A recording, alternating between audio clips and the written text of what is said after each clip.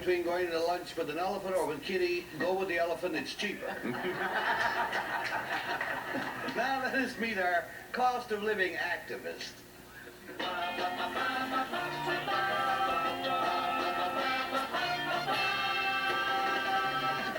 Number one, what is your name, please?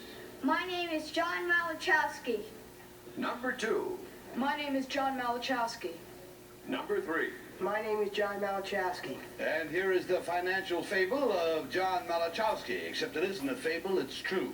It says, I, John Malachowski, made a complaint that cost a large company $250,000. Here's what happened. My hobby is making model rockets, and I was really mad when the price of a certain brand of model airplane paint had gone up in price from 15 cents to 19 cents a bottle. I had heard the president's speech about the Phase 2 price controls, and this seemed like a real violation to me. So I wrote to the Price Commission telling them all about it, stressing the fact that this price increase put a big strain on my allowance. The Justice Department really went to work on it. The final ruling was that the paint company had to give deductions to its customers of more than $300,000. Signed, John Malachowski.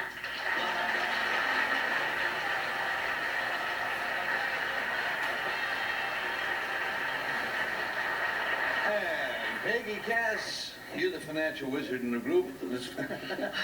As near as we have. Yeah. Okay, number one, what company made, what was the name of the company that raised the price of your model airplane stuff?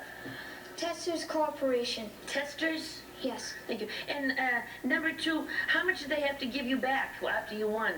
They didn't give me anything back. They refunded the people, the public. Well, you're the public and you overpaid. Why shouldn't they give you yours back? Well, I didn't buy anything from the company. Oh, I see. You did. Well, that was very prudent of you. Number three, did you have to pay for your lawyer, or did the Justice Department handle the whole thing? No, the Justice Department handled the whole thing. Number one, did they have to pay for their lawyers? The Testers Corporation? Yes. Gee, it must have cost them more than $300,000 when you got through with them. Yes. Yeah, well, I bet they're not going to offer you a lifetime job. And then Buster takes us, please, to Bill Cullen. Number one, how does the company that had to return all this money, $300,000, what's their attitude toward you? Oh, they're not too happy. Anything specific? Do they have anything to say about you specifically, number one, besides from the fact they weren't too happy? Yes, I think they wrote a letter to me and they were just telling me that I'm a stupid fink or something. And they just, I don't know if it was from them, but it was just crank letters. It was unsigned, right, number one?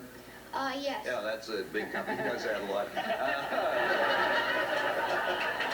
Right here, you got companies in this business with three initials. The middle one is B. Anyway, number three. Thank you. And there we go, Bill. Thank you. Let's go to Kitty. Number three, where did all this happen? Would you please explain Where do you that? live? Where do you live? Oh, I live in West Babylon. I see. And number two, how did you know where to write to the Price Commission? Well, I was watching TV when the president made his Phase 2 speech, and he said if you have any complaints, write to the Price Commission's complaint department in Washington, D.C. And so I wrote a letter of complaint there, and a week later they sent me back a letter stating my case number, and then a month later they wrote me back giving me forms to sign and to explain the whole thing. And then 6 months later, I got a telephone call interviewing me. Oh, very good. Number three, did you get any You money? asked him a question. I he wanted told to hear you. the answer. Absolutely Sure. right. Number three, did you get any money personally? I'm sorry, Kitty. Thank you. I learned a lot. We're going down to Alan Alda. Now, one of you owns an elephant. Is that it? Hey, about the paint. The paint. I see. Okay. Well, number three. What kind of wood do you use to make an airplane? I don't make airplanes, I make rockets, and I don't use wood, I use plastic. Get out of here. Number two. I wanted to ask. Pardon me. I wanted to ask number three. How did you find out about the where to write, who to get in touch with. Well, I watch the president's speeches also. Funny, you were both watching at the same time, right? No. Probably the same president. In any event, there is time now for us to mark our ballots. The audience and I will mark ours mentally. Let's take a look. What do you think? Number 1, or number 2, or number 3? I couldn't be too sure myself, but Peggy has got to cast her vote one way or another. Well, we only asked one where he was from. Mm-hmm. But I read about this case because it was in the New York Times and everything, and I figure it's number 3 because, as I remember, that boy came from Babylon, Long Island.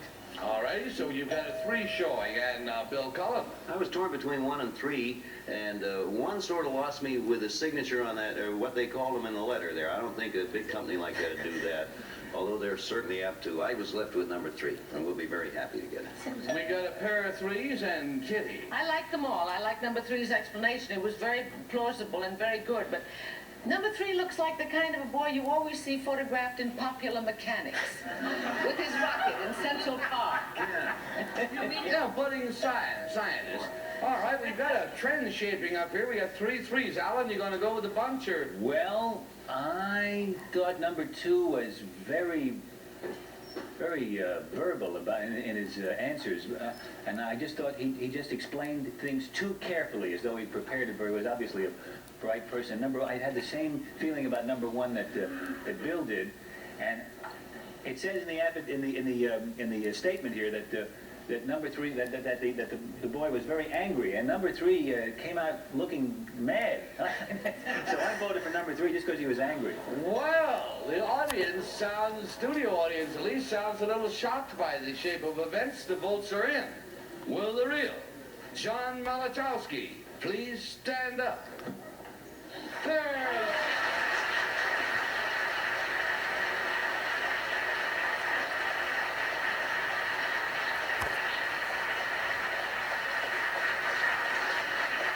I'm sorry, I thought you guys were great. Number 1, what is your real name? What do you do? My name is Tim Forrestal, and I go to Prospect Hill School in Pelham, New York. Nice to have you with us, John. Number 2, I'd vote for you anytime. What is your real name? What do you do? My name is Timothy Cann, and I go to school in Aiglon College in Switzerland.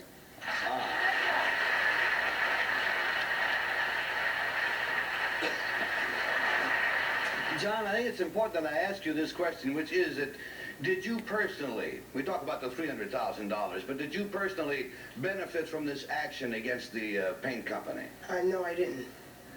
So, in other words, you were not trying to get a lot of money. You were just trying to get things fair and square for the public, Yes. right? Well, John, you're certainly an example to all of us older folks that, you know, if we want to do something, it can be done. And thank you, John and gentlemen, very much for being with us.